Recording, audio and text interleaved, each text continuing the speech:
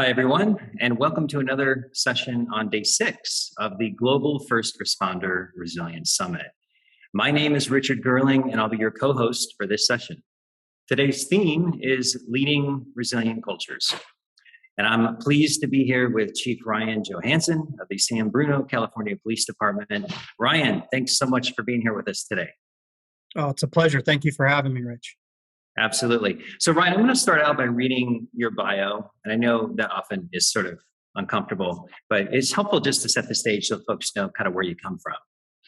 So, Ryan's bio. So, Chief Johansen currently serves as the Chief of Police for the City of San Bruno in the San Francisco Bay Area.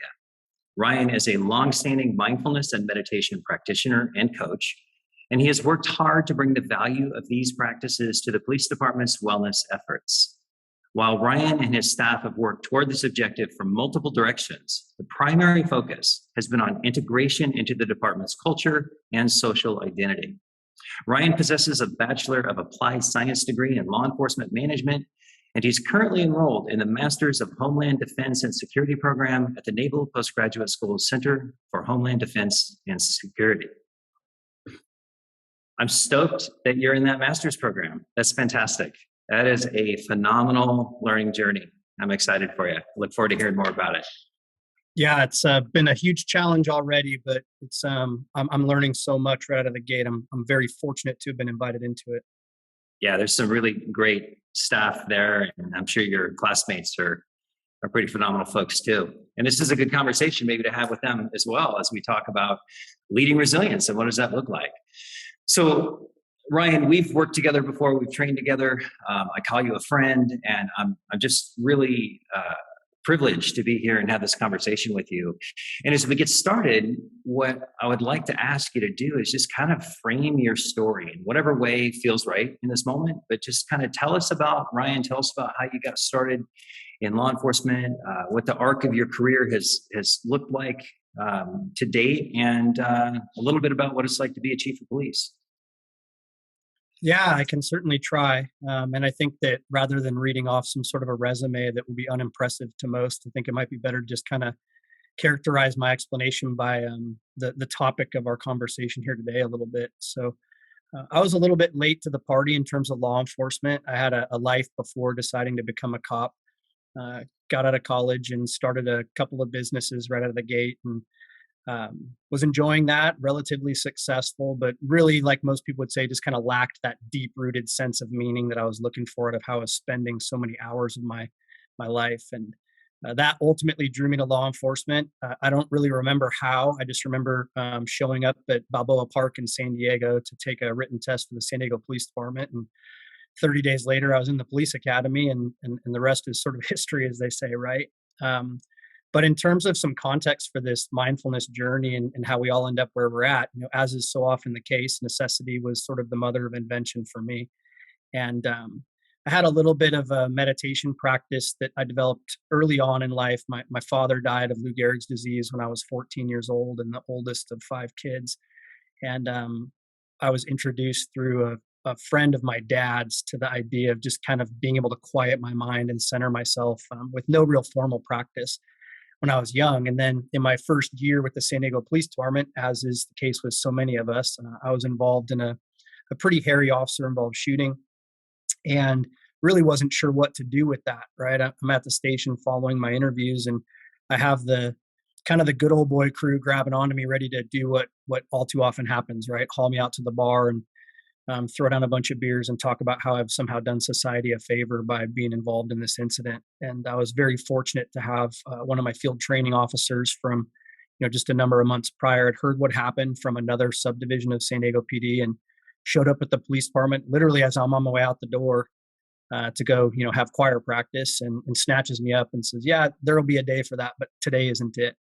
And this guy instead took me out and explained that the coping mechanisms I established in that first 24 to 48 hours were likely to become the ones I fell back on for the many years of sort of strengthening myself from that experience that were sure to follow. And I don't think he had a formal mindfulness practice by today's definitions. We're talking about almost 20 years ago now. But he took me to the beach and was really clear that we were going to actually think about and discuss what had occurred discuss how I internally processed it as an individual, not as this person I thought I became when I put on the uniform. And boy, it proved invaluable, right? Like I said, I got to the party a little late. I was already married. I already had two young children, and the last thing I wanted to do was bring this experience home in a negative way. And don't get me wrong, there have been growing pains over the years from that experience, and I went through many of the same things so many do after an experience like that. But I feel like I was equipped to process them in a very different fashion because of the incredible act of compassion of this individual, who not only took it upon himself to train me, but then took the time to leave his work and come and grab me at such a pivotal moment. And so, shortly after that, I spent a couple years in San Diego, transferred to the San Bruno Police Department. My wife was from the San Francisco Bay Area, so it was kind of a natural progression for us and a place where we would rather have sort of raised our kids, and ended up with San Bruno. And San Bruno immediately presented an awesome opportunity because with San Diego, we're, some 3,000 plus police officers, and it's really easy to just kind of get lost in the shuffle, and cultural identity is all over the place in a department that big. But then I come to San Bruno where we have 50 cops, and we're all intimately involved with one another, and the ability to sort of impact and affect culture is evident every day. And we're almost reinventing it on a daily basis through our actions and the way we interact with one another. And right away, I saw this is a great opportunity to sort of share what was shared with me, and see what it can do for people long term in their careers. And I was blessed with a number of administrators who were willing to grant me the latitude to bring some of these practices into the police department well before I was the chief. And I think we've seen that over time, that integration has, as I'm sure we'll talk about today, kind of become a part of our social identity, who we see ourselves as, both in relation to each other and in relation to other police officers and other police departments, sort of a source of pride. And so coming full circle, it's phenomenal now to be in a position where, by the graces of a wonderful city manager who puts a lot of confidence in me, we've been able to institute new policies, procedures, and programs almost overnight, and not be so afraid of failure, and instead be excited about possibility, and try new things. And when they don't work, move on to the new thing with not being any worse for the wear. So that's kind of a long-winded way of maybe describing how I end up here talking to you today, Rich. Yeah, that's fantastic. And I want to take an intentional moment and just to honor and acknowledge this mentor you had, this person who, we'll just say took you to the sand of the beach and had a real conversation, right? And it's just amazing how many people out there can do that. And you take that small investment of time in that moment to share some wisdom. Fast forward 20 years, and here's this guy who influenced the chief of police, right? I mean, it's powerful, absolutely powerful. And, I'm guessing this person wasn't a police chief. I'm guessing, they weren't like some senior, tenured, ranked up individual. And yet we often think that those senior folks have the most influence, and many times they have the least. And so, yeah, I'm blown away by how you describe that. And yeah, that's fantastic. And here you are now, you're a chief, and you talk about policies and procedures and programs and mindfulness and integration of mindfulness into the culture of the organization. Maybe it would be helpful for us, Ryan, if you could, in your own words, kind of describe how your organization views mindfulness, or even, maybe be more nerd-like. How do you define it? What is it? And what does the integration look like, and why is it important? Yeah. First I should probably come right out and say that, like, for every other department that's trying to do this, it is a work in progress. I'm definitely not sitting before you today because I've figured out the magic pill and we're this perfectly mindful organization all the time. We're not. That we're in fact, I would say that it's our investment in the process and our understanding of the fact that sort of everything is experiential as a group, that has brought us to where we're at. So we know we have a long way to go, but we're pretty committed to continuing down that path. And I think that comes from the fact that if you can create those sort of early successes, right? We've been very blessed by first of all, the 2.5 day intensive retreat that my department did with your group was incredibly powerful as I think an immersive introduction, right? Like we had been talking about mindfulness and I had been modeling it, which I think there's some good conversation to be had around that concept, informal leadership and modeling, and how critical that was in shifting the culture prior to the immersive training. But the immersive training then brilliantly gave these little tidbits of practice that even the most cynical could take away, try when they were at their worst, and suddenly realize experientially the merits. And there was a tipping point there where we went from this being something our hippie chief does, and albeit them believing that it works based on my career path and my trajectory and kind of the way that I live my life, to something that, oh my goodness, this works. Yes, the science is powerful, and I know we're going to talk about how important it is to tie the science to this more like mystical belief system that sometimes sits in the periphery of mindfulness. But the experience was the big piece. As soon as they got to taste it in whatever way they did, for many it was some really simplistic, like, cops have trouble sleeping.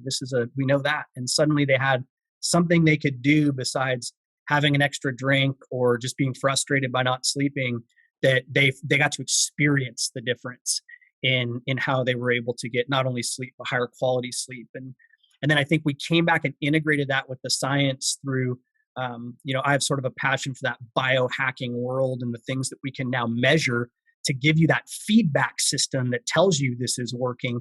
And I think the end result is that not that everyone's practicing this every day in San Bruno, but they do believe in it and they do know that it works. And it's become a part of, again, our cultural identity, how we speak and how we act. Yeah, that's great. We talked a lot about mindfulness over the years, and then of course we trained together in that intensive, 2.5 days. And I love that you describe mindfulness as a work in progress, or that what you're doing is a work in progress, that there's no prescriptive, this is the way to do this, and being responsive to the nuances of your own organization, the nuances of the personalities that make up, your officers and your leadership team, and that make up your community, and, what your community needs from your folks. I think that, maybe it's helpful for me to frame mindfulness as we talked about it and as we've trained is really nothing more than cultivating the skill of attention, just paying attention to our own experience and learning how to regulate it. And there's lots of definitions. John Kabat-Zinn often talks about mindfulness as paying attention on purpose, right? Without the natural judgment and emotional reactivity that can come with that. And so the science piece has been normalizing so much of the experience that comes from the occupational stress and trauma, as well as just the trauma of life that your officers experience. And so normalizing the experience you had as a young police officer in San Diego after the officer-involved shooting, normalizing, the trauma that your folks deal with, that you learn about, that you have to lead them through, you have to lead that resilient culture. And so mindfulness allows us this framework to not only experience, this might sound strange, but to experience the trauma, but to be in it, to lean into it, and to perform our tradecraft, right? To do our work, to do our job, said differently, and then to be accountable as individuals and accountable as a team, accountable as an organization to move forward, to step into actionable interventions like psychotherapy and integrated medicine and, social connection and mindful movement, fitness, nutrition, all these other things that come along with that. And so I'm curious about how your organization is pursuing some of these things. What are some experiments that have worked well? And even maybe what's one or two that maybe you've learned, like, oh, we probably should have done that differently, or we're going to quit doing it that way and figure out what's a different way? Yeah, that's a great question. So I would say in the things that are probably working the best have been almost individualizing this concept and this effort. trying to really focus on creating a very high sense of self-worth among the individuals in the organization, creating an environment that encourages and celebrates this individuality. And I think specifically because I have this underlying message to my folks that I don't want the you think you need to be when you put on a uniform to come to work. That whatever we did in this line of work that made us think that that's the answer is probably how we ended up down a dangerous path quite some time ago, probably before I was even around. And so changing that narrative to be that, no, no, no, I want the you that you are at home with your partner, with your kids, with your parents. I want that this job, this place to be a platform upon which you pursue the best possible version of yourself. And who you are, your experiences, your beliefs, all of that needs to permeate what you do when you're wearing this uniform. I find the greatest disconnect and the most problematic behavior comes when that stops. And even for myself, I know that the moments in my career I'm least proud of are those where I was trying to be what I thought this sort of uniform made me and what the world needed to see when I was wearing it, only to come full circle to realize that what the world really needs is a human being with a gigantic heart to wear that uniform, to look at every interaction as impacting personal individual lives. And I think that that all feeds into itself, right? So when we talk about policies, procedures, even coming in and doing small things like I eliminated an archaic tattoo policy that said that you can't have your tattoo showing when you're wearing a uniform. I eliminated the facial hair policy. I eliminated any policies that seemed to have been previously tied to some sort of purpose, but for which me and my command staff, with the best minds in our department, couldn't articulate what that purpose really was. You know, whether it was hairstyles or just a certain type of uniform you had to wear, a way you had to look, in order to encourage that self expression through the medium of police work within the department.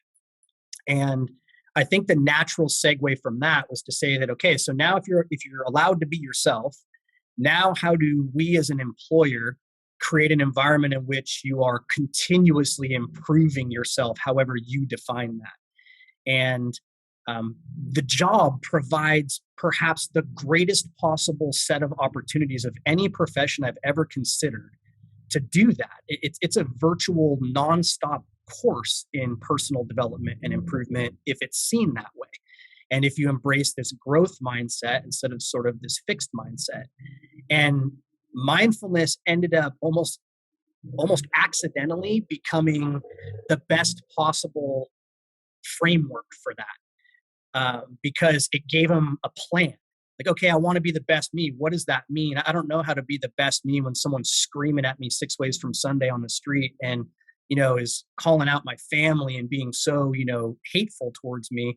Well, mindfulness, in my opinion, is the mechanism through which to not only be able to survive that situation, but to thrive from it and to become better as you come out the other side in terms of your resilience.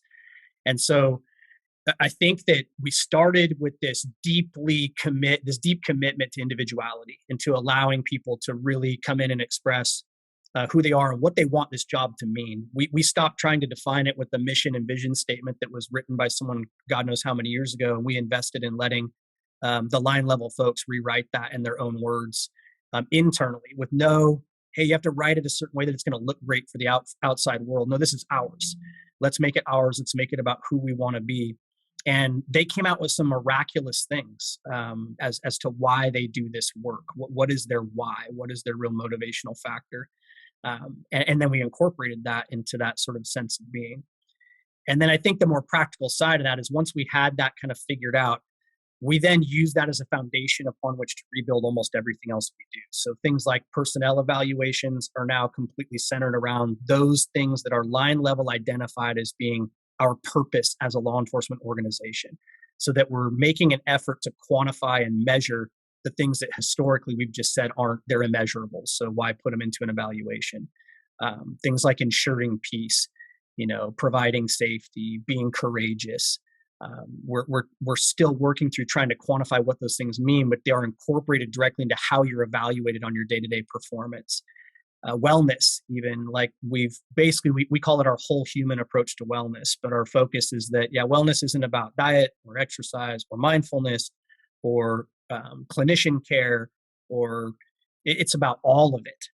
And so we have sort of this, six-winged approach to wellness, and we've restructured our fitness incentive program that gave like a pay incentive for what before was literally like, can you touch your toes and can you walk 3 miles in 45 minutes? Then here you go, here's your extra pay, to a point-based system that grants rewards for activities in all of those 6 areas. So you get points for going to see a clinician about your mental health. You get points for going through a meditation practice. You get points for exercising, for embarking on a new diet, for hydrating properly, for sleeping at least 7 hours, kind of building the back end systems to support all these things that we're espousing. So that's probably more information than you were looking for, but those are some of the things we've done that I think have worked. In terms of some things that maybe haven't worked, when we first came back from the 2.5-day intensive, my vision was that we're going to fully integrate mindfulness like overnight, man. We got it. Now they've been exposed to it. We got coaches certified, like, let's go. This is going to be a daily or weekly practice. And we set up a room for it and set up all the capabilities to do it. And I failed to recognize this very important sort of the value of this old adage, right? That culture eats policy for breakfast, lunch, and dinner, as they say, and that the process of integrating this into our identity and our culture was going to have to be much more involved. It was going to require a long-term commitment. And I think what I found kind of excitingly, but also a little bit embarrassing in hindsight not to have seen this, is that it needs to be by real conscious design. Like, there are right ways to seed a new belief system through a culture of people. And we did a lot of that using sort of the social identity framework. I know I've used that term a couple of times, right? But this idea that there are in-groups and out-groups throughout our world, and in law enforcement, boy, is that accurate. And if the change doesn't come from the in-group, it will never be embraced. I don't care how important it is or how compelling it is. And so we were able to identify ways to begin seeding this through the in-group and making it about elite performance, and about being the best you can be, about feeling better about who you are. And that seems to have been what's made the difference. Yeah, it's really powerful.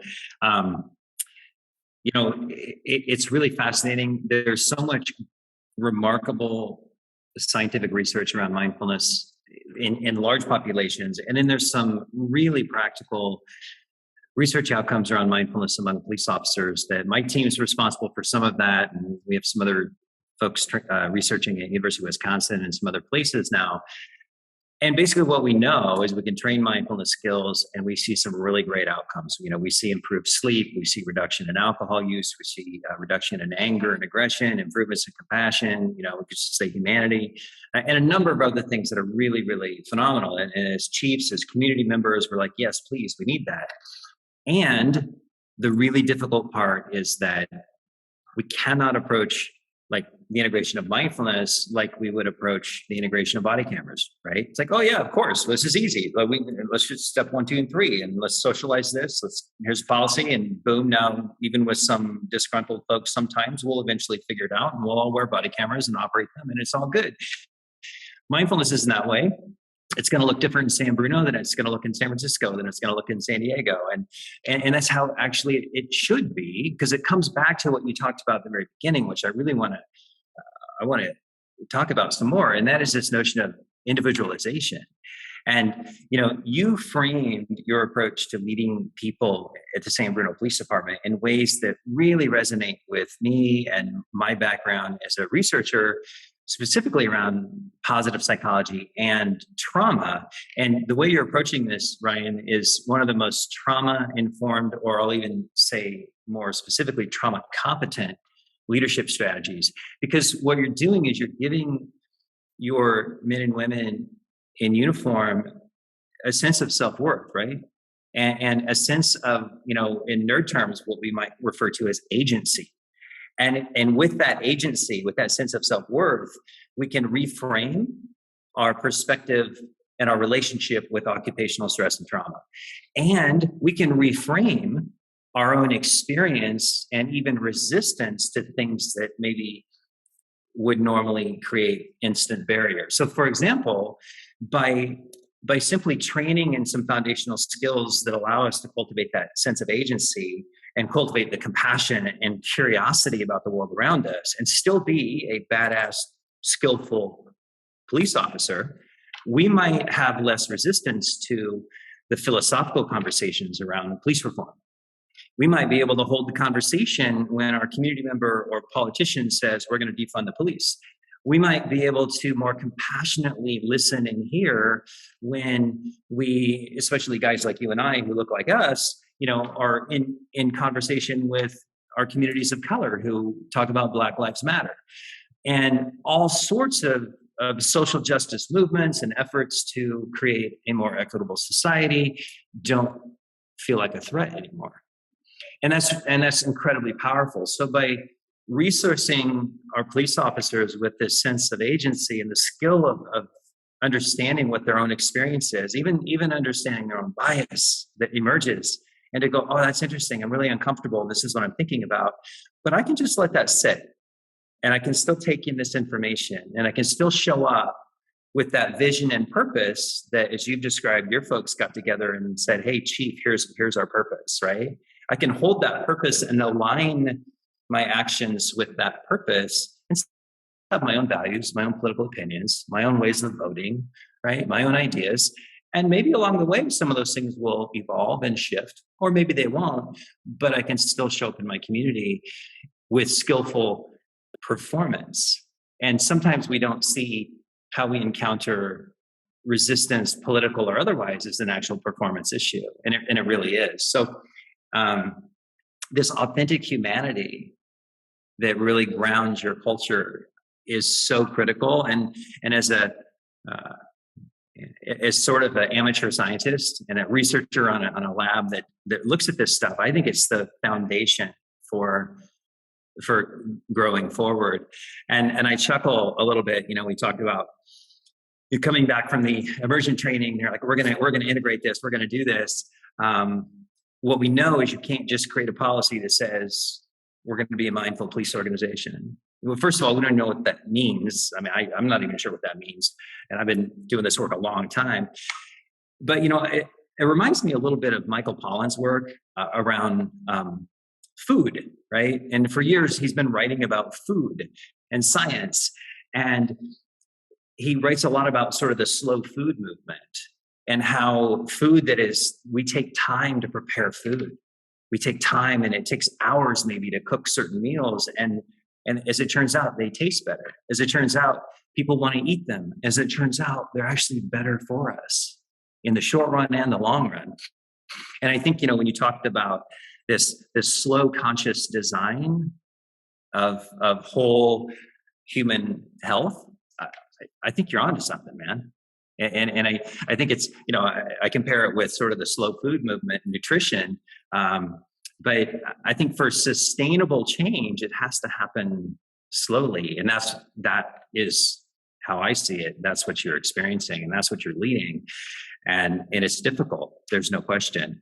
And it's difficult when you have this environment of occupational stress and trauma. And in this environment where your police officers will be trauma injured on the job. I mean, that's just what we know. It's what the data tell us. That's what the lived experience of the men and women who serve in this role tell us, is that trauma injury is something that's going to happen. And that impacts leadership too. That impacts our ability to be a follower. It impacts our ability to be a leader. And so with respect to trauma, what are your thoughts around your approach with this whole human health? What are some of the things that you're doing that you've seen be really effective in intervening with the cycles of trauma injury that happen among police officers in San Bruno? That's a great question. And again, this is one of those where I have to be honest that we are, this is very much a work in progress, mostly because we're discovering that we can leverage the insane amount of data that we compile now as a police department and some of the measurables that we've talked about here and in the past to queue up paying better attention to trauma, being better informed about trauma as an organization, and being on top of it. and not to let the pitfalls that have traditionally plagued our industry in general, the entire policing enterprise, get to us so much. I think the classic example is the way we rush to help an officer when there's an obvious trauma that they've encountered in the line of work, and the most obvious is the officer involved shooting, right? I mean, there's dozens and dozens of others, but that's maybe the most illustrative example here. And we're pretty good, and I use that term like kind of smirkingly, right? Like, we're pretty good about at least providing some initial services. But traditionally, we're horrible about realizing the real nature of a trauma that severe and its long-term implications and the triggers that come up over the years, both known to the organization or should be, and the ones that are not, and staying on top of those and working through those. So, and just as a case of illustration, one of the things you ask, what have we done that I recognize it's been really hard to do as a new incoming chief, albeit I've been with the organization, some 16 years before being chief, but nonetheless, as a new chief, is that you're inheriting some problems. And the fact is that we had some examples of officers that had experienced real significant trauma as a direct result of their commitment to our community and our department and their line of work that were never taken care of, well before I was even working there, well before I had any real role in making sure that wasn't the case. And it seemed clear that one of the first things we need to do is sort of some housekeeping on those existing looming issues, because, there's that old adage that, what you do screams so loudly in my ears that I cannot hear what you say. And so I could pay all kinds of lip service to how much I care about these people. And then what the people are seeing is this example from however long ago of an officer that's in real suffering that is not being addressed or taken care of by the department. And figuring out how the line level is defining that not being taken care of is important, right? What I found is it's not that we're not offering services, right? That's what we've always done. We offered peer support and EAP. Of course, we did all that. It was what their perception was, that we weren't providing avenues out for this individual, or we weren't advocating to the city for maybe a psych-related retirement or something that was in that officer's better interest. And so the first thing that we did was we really took those issues on directly. And we're a relatively small department, so there were two that really needed to be addressed. And I think once they were, the action spoke louder than words among the line level that, this command staff really does care about what this job can do to us, and will make an effort to advocate for us on levels that we haven't seen before from prior administrations. And I think that once that was in place, it allowed them to accept our further actions as more genuine. Like, they're installing a new program that tracks, X number of days after traumatic experience in our CAD RMS, and then has a peer support level check-in. Now, instead of that being some stupid thing that they just think, they're just trying to check a box, it's like, no, it's really clear that this chief, this administration, they really care about us, and they're genuinely checking it and making sure that we know what services are available to us, and really coming from that place of real compassion that we want a good, healthy individual, and through that, a good, healthy police department. So I think that that was a really important piece, dealing with the issues that were inherited, and then with the actions conveying that we were genuine. And then I would say that what's been nice that's followed after this slow process that you're talking about is that now the first sort of treatment we look for when we're experiencing a difficulty as an organization, in most cases, pertains to this concept of mindfulness, resiliency, and wellness. The door has been opened, so to speak. And now, even if someone goes, over a cup of coffee to their beat partner and says, man, I haven't slept in 3 days, really, graveyard's killing me. My kids, I was super impatient with my kids today, and that's not who I want to be. It's not just a venting session anymore. That peer is likely to make a suggestion in terms of treatment that is in line with these concepts and these principles and this sort of different way of thinking. And that seemed to really be the tipping point. Like, it's just kind of, I don't know how to describe it besides it's like becoming who we are. It's becoming how we treat things. And we could talk about COVID-19 in that respect for ages, and how we've sort of addressed that internally, maybe differently than a lot of other organizations. But I think that hopefully that kind of answers your question about how we've integrated this. Yeah, that's fantastic, Ryan. And one of the things that really sort of lands with me is you've described leading a resilient organization as a practice. It's a practice. It's not perfect, and it's not prescriptive either. So there's no formula for how to do it right. And I think that's both the challenging part, but it's also the beautiful part. It's the part that allows you to really lead from the wisdom of your culture, the wisdom of the people that are on your, not just your command staff, but the wisdom of the men and women who make up your team, in San Bruno. And you're not concerned, it seems like, about some prescriptive, perfect model of how to have a whole health approach to wellness. So that's really fantastic. I love that. So, Yeah, I'm not concerned about that in the least, to be honest, right? I think it's because we're pretty committed to these foundational values as being not so much a means to an end. They are the end.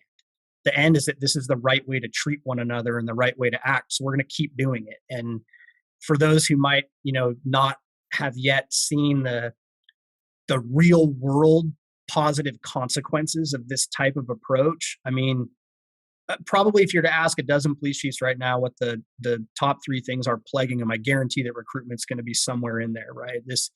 It's always been on the list, and now with the current environment and the new generation and the way that police are viewed, like it's incredibly difficult to staff your department with good quality people who want to do this job for the right reason. And it's not that we've been immune to that, but I have more lateral job applicants than our department has ever had, because the real world consequence of this type of a program is that my people are out there selling the department. My people are out there saying, oh, you want to do something different? We're different. You come over here. We're not doing things like that. You're not going to be treated that way. You're going to be treated very differently. Here's, what we're doing to make sure you have a long, productive, healthy career. And so there are real world positive consequences to this beyond the like woo woo. Hey, we're all sitting in the lotus position and look how woke we are. There's a lot more to this than that, and we're starting to see that manifest in these real world positive consequences that I'm super excited to, as time continues, to be able to share. No, that's really great. I love that. I love how, we might say how the marketplace, it has a voice, and that marketplace in this context is lateral officers who are like paying attention to what you're doing and want to be part of it. And that's a really intensive measure of success. So congratulations there. I want to speak to this woo-woo notion of sitting in a lotus position. And I will sit in a lotus position and meditate. And I'm not embarrassed by it. And I also know this is that doing that when I was a police officer allowed me to be more skillful, and it allowed me to drive my vehicle safer and faster. It allowed me to make decisions more appropriately and faster. And I think that there's this idea that, we all want to perform better, right?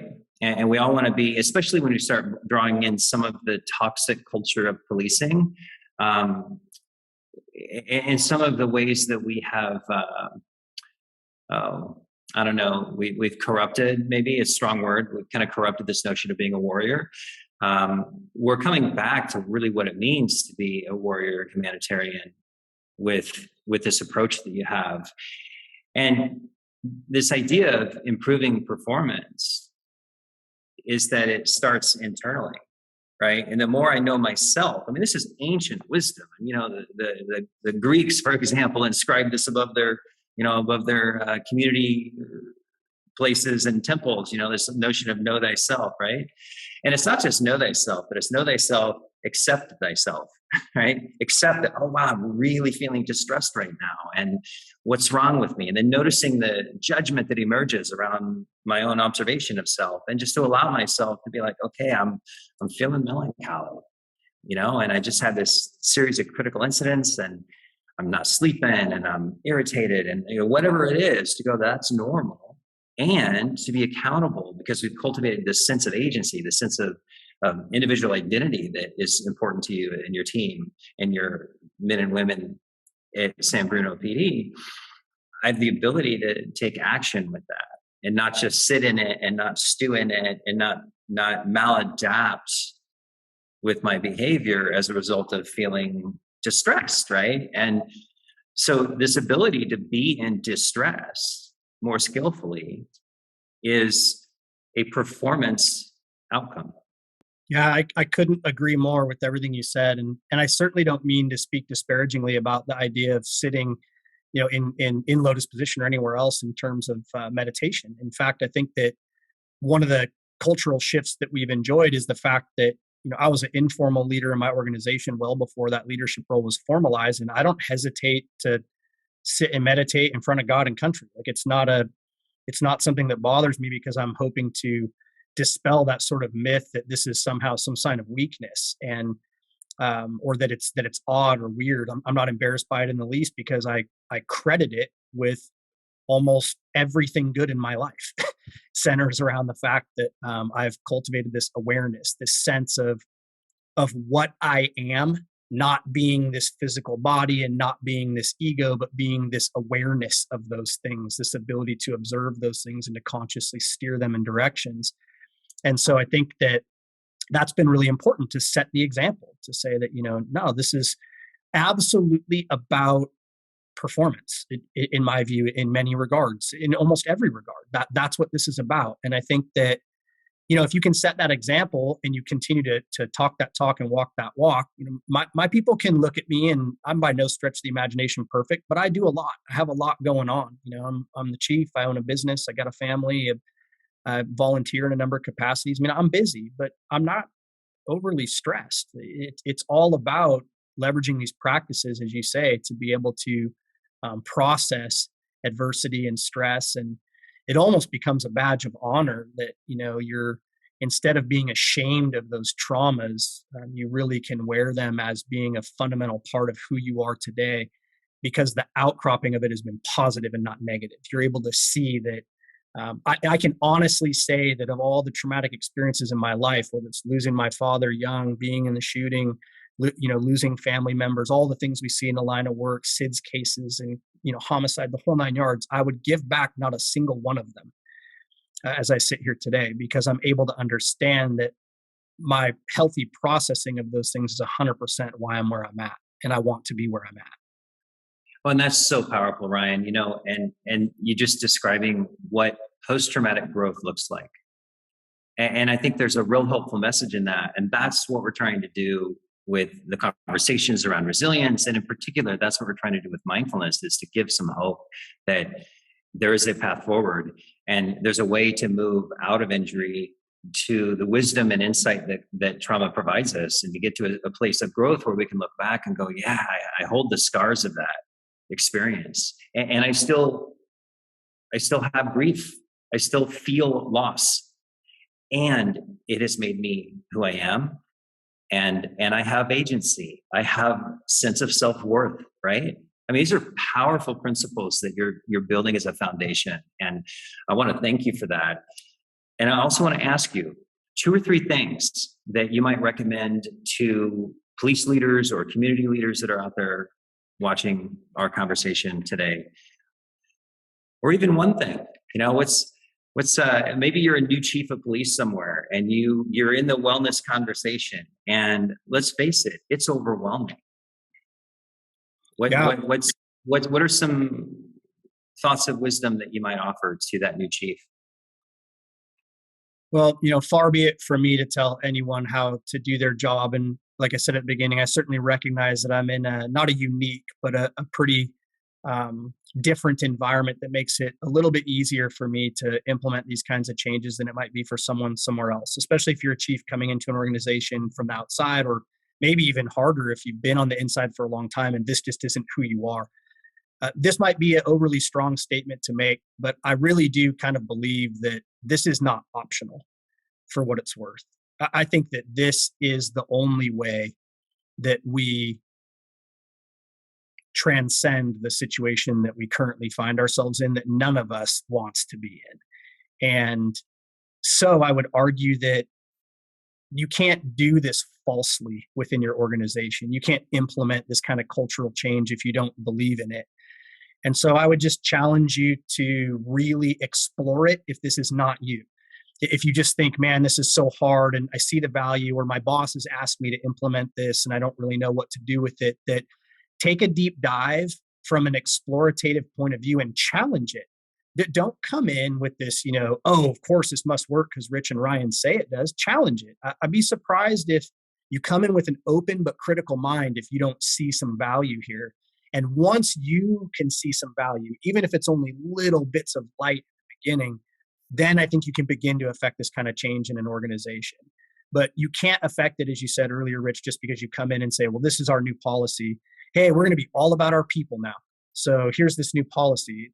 It's your actions are going to speak far louder than words. And so if this is something that you kind of know to be true intrinsically, and you're like me, I like to joke with you, Rich, that like the day I saw your cover picture on Mindful Magazine was like the day a new leaf turned for me, because I honestly felt like I wasn't alone. Like I thought, oh, here's me, this like meditator, this kind of Buddhist flow, different dude. And then here's, the cop I am. And suddenly like there was permission to meld those.